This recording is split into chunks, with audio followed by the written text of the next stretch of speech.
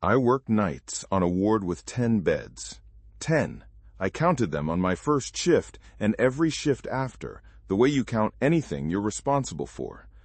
So I don't have a good explanation for why, 3 weeks in, at 4 in the morning, my patient list printed out with 11 names on it, and why every nurse I asked told me, very calmly, to never go into bed 11. Let me set the scene, because the place matters. It was a small ward in an old wing of an old hospital, the kind of building that's been added on to so many times it doesn't make sense anymore.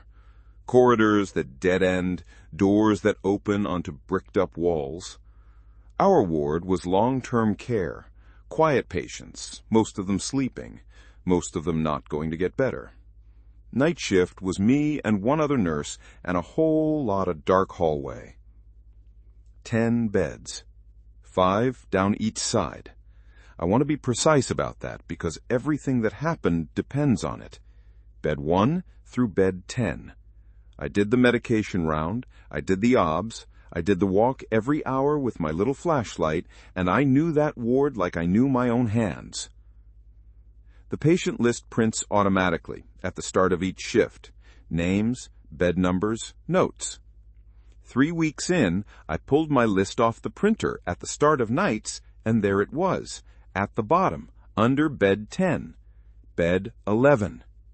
A name I didn't recognize, no notes, no date of birth, just a name and a number that couldn't exist. I figured it was a glitch, new software, somebody fat-fingered a transfer, whatever. I took it to Maria, the senior nurse, the one who'd been there 20 years and trained half the staff. I put the list in front of her, and I pointed at the last line, and I said, "There's no bed 11. What do I do with this?" And Maria didn't laugh. She didn't look surprised. She got very still, the way people get still when you said something they hoped you wouldn't. And she said quietly, "Don't do anything with it. Don't go looking for it. If your round takes you past the linen room at the end of the hall, and some nights it will, some nights the hall is longer than others, you keep walking. You don't open that door. That's bed 11. The linen room. At the end of the corridor, past bed 10, there's a supply room. Towels, sheets, spare gowns. I'd been in it 100 times. I asked her what she meant, some nights the hall is longer than others. She just said, "You'll see. And when you do, you'll wish you'd believed me the first time. Keep walking. Don't open the door." I want to tell you I dismissed all of it. I'm a rational person. I work in medicine. But there's a thing that happens to rational people on night shift in old buildings somewhere around the 4th hour, when the lights are low and the only sound is the machines breathing for people who can't. You start to feel the building as a living thing. You start to feel watched by the architecture. And I'd felt it for weeks before the list ever printed bed 11. I just hadn't had a name for it. It happened on a Thursday. 3:50 in the morning, the dead middle of the shift. I was doing my hourly walk, flashlight low, soft shoes, checking each bed. 1, 2, 3, down the row, around, back up the other side. 8, 9, 10. And the hall kept going. It shouldn't have. Past bed 10, there should have been 6 feet of corridor, and then the linen room door, and then the wall. The end. But that night, when I lifted my flashlight past bed 10, the corridor stretched away from me, long and dim, longer than the whole ward, longer than the wing, longer than the building could possibly be. And far down at the end of it, smaller than it should have been, was a door. And under the door, a thin line of light. The only light in all that dark. I stood there for a long time. I could hear my own heart, and I could hear, faintly from down at that impossible door, someone moving around, the ordinary sounds of a patient who can't sleep, a cough, the creak of a bed frame, the clink of a water cup against a tray, the completely normal sounds of bed 11, with its one name and no date of birth, waiting at the end of a hallway that did not exist. Maria's voice was in my head. Keep walking. Don't open the door. But here's what she didn't tell me, and what I had to learn standing there in the dark. It wants you to open it.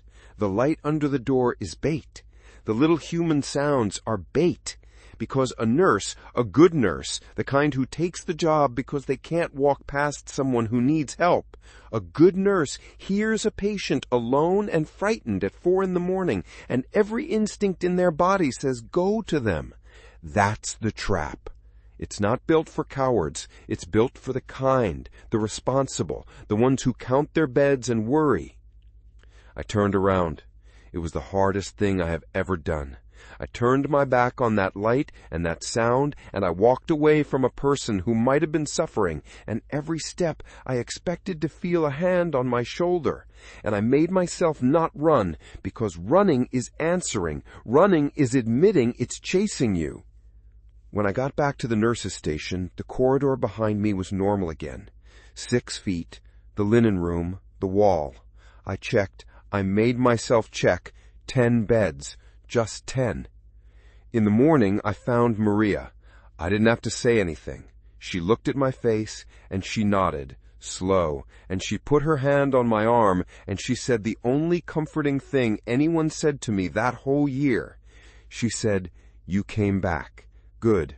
Most people who open it don't. I asked her. I had to. I asked her, who's in there? Who is bed 11? And she said she didn't know exactly, but she'd worked that ward for 20 years, and over 20 years she'd lost 3 colleagues. Not to anything you could write on a form. They just opened the door one night when the hall went long, and they walked down to help the patient who needed them, and they never came back out.